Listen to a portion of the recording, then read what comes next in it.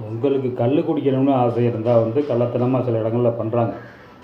அங்கே போய் குடிச்சிட்டு வரணுங்க ஆசையை தீர்த்துக்கலாம். அதை விட்டுட்டு வந்து அதாவது வந்து உலகம் எங்கேயோ போயிருக்கு, அறிவியல் நோக்கி முன்னேறி போயிட்டுருக்கு. அதாவது என்னென்னா ஸ்பேஸில் டூர்லாம் போகிறாங்க. எலான் மஸ்க் கூட்டிகிட்டு போகிறாரு.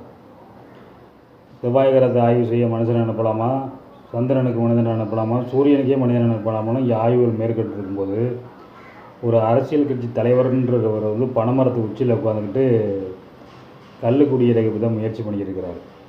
இது பழைய குப்பையை கலர்ற மாதிரி. ஏற்கனவே இந்த டாஸ்மார்க்குனால வந்து நிறைய பிரச்சனைகள் இருக்குது. இப்போ வந்து இங்கே பழசு மறுபடியும் இன்னும் கல் கடையை திறக்கிறேன். அது வந்து யார் இப்போ வந்து கெஞ்சினா அவங்கள்ட்ட வந்து கல் கடையை திறந்தே ஆகணுன்ட்டு உங்கள் போதைக்கு அவங்கள ஊறுகாயை பயன்படுத்திக்கிறீங்க. இப்போ அந்த கல் மரம் ஏறுறவங்களே இப்போ அவ்வளோவா யாருமே கிடையாது. அவங்களும் வேறு வேறு வேலைக்கு போயிட்டாங்க. அவங்க வாட்டில் அவங்க வேலையை பார்த்துக்கிட்டு போயிட்டாங்க. பனை மரங்களும் குறைஞ்சிருச்சு. அப்படி இருக்கும்போது நான் கல் மரத்தை இந்த வேண்டாதம் பேசிக்கிட்டு ஊருக்குள்ள அரசியல் பண்ணி தருவாங்கள்ல, அந்த மாதிரி கூட்டங்களுக்கு வேணால் அது வந்து விசில் அடிச்சுக்கிட்டு திரிவாங்க. அதெல்லாம் நீங்கள் பண்ணுற அரசியலெல்லாம் வந்து ஆதரிச்சுக்கிட்டு விசில் அடிச்சுக்கிட்டு திரிவாங்க. நாட்டில் எவ்வளவோ முக்கியமான பிரச்சனைங்க, நீட்டு பிரச்சனை, எனக்கு மாணவர்களுடைய நீட்டு பிரச்சனை இருக்குது. மத்திய அரசு பணம் தர மாட்டேங்குது. மத அரசியலை பண்ணி நாட்டையே பிளவுபடுத்துகிற எண்ணத்தில் பண்ணிக்கிட்டு இருக்காங்க. பிஜேபிக்காரங்க பண்ணிக்கிட்டு இருக்காங்க.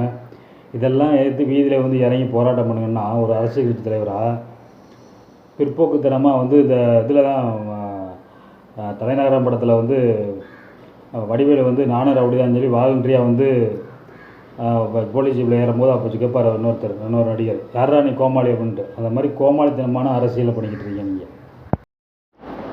ஏ உசுப்பேத்தியே உடம்பை ரணகலம் ஆக்குற மாதிரி சொல்லுவாங்கள்ல, அந்த மாதிரி வந்து பூரண மதுவில் கொண்டு வரணும் அப்படின்னு சொல்லி திருமாவளவன் அவர்கள் வந்து சொல்லியிருக்காங்க. தமிழகத்தில் வந்து இப்படி தான் இந்த பூரண மதுவில் கொண்டு வரணும்னு சொல்லிட்டு 2016 அதாவது 2011 2016 வரைக்கும் சிறப்பான ஆட்சி, கலைஞர் தலைமையிலான ஆட்சி, திமுக ஆட்சி நடந்துருந்துச்சு.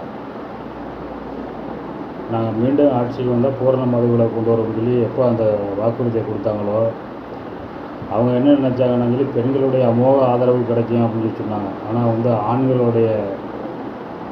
ஆண்கள் வந்து திமுக வந்து பழி வாங்கிட்டாங்க. அப்போ வந்து பெண்களுடைய அமோக வாக்கெல்லாம் கிடைக்கல.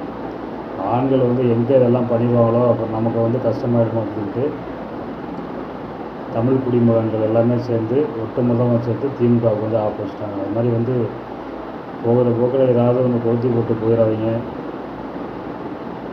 அது வந்து இப்போ உடம்பை ரணகலம் ஆகிற போகுது.